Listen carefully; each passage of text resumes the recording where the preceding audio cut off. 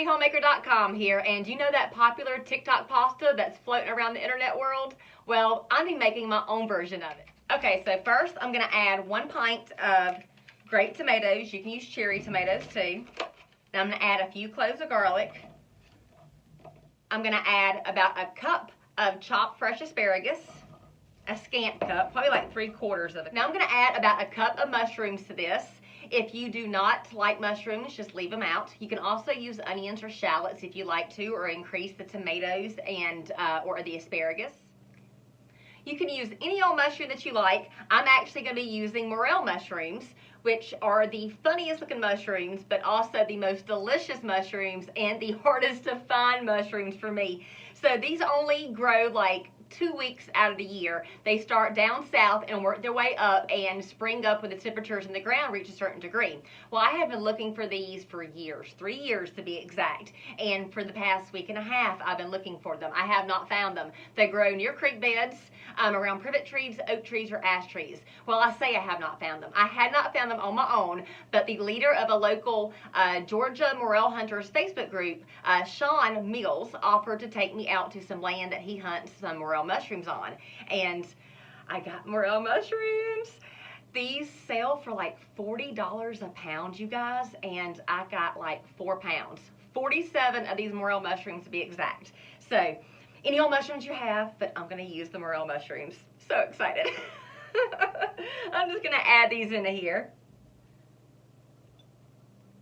So I made me a little well in the center.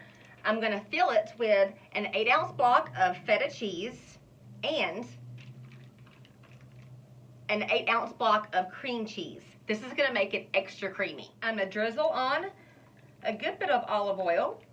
I'd say about a 1/4 cup, enough to cover it.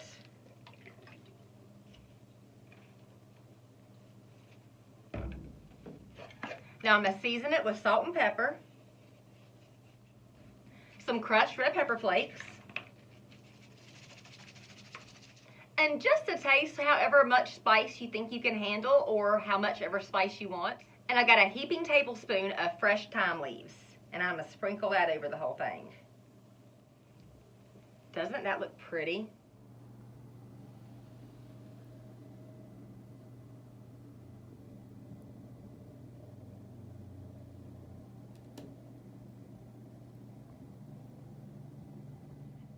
I'm going to pop this in my oven, 350 degrees for 40 minutes.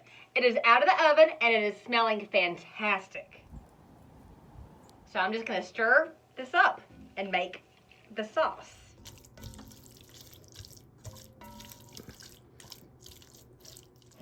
Now I'm going to take some pasta that I've already cooked, any kind you want to. I'm going to use corkscrew pasta.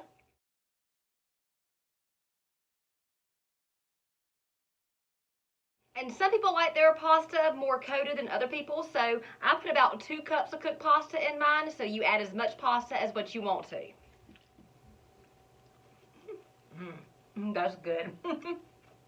And now I'm just going to sprinkle on a little bit of fresh thyme.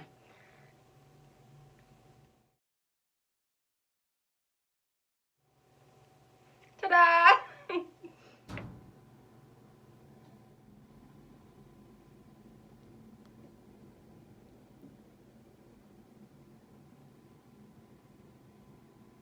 Man, oh man, y'all. I'm so excited about this. If you like this recipe, then check out my blog, MrsHappyHomemaker.com. You can also find me across all the social medias underneath Mrs. Happy Homemaker. Well, except for Twitter. I'm that housewife underneath Twitter because Mrs. Happy Homemaker, well, it just wouldn't fit. Oh, and make sure you hit the like button, follow button, subscribe button, whatever button, to make sure you see me more. Bye, y'all. Man, this really is so good.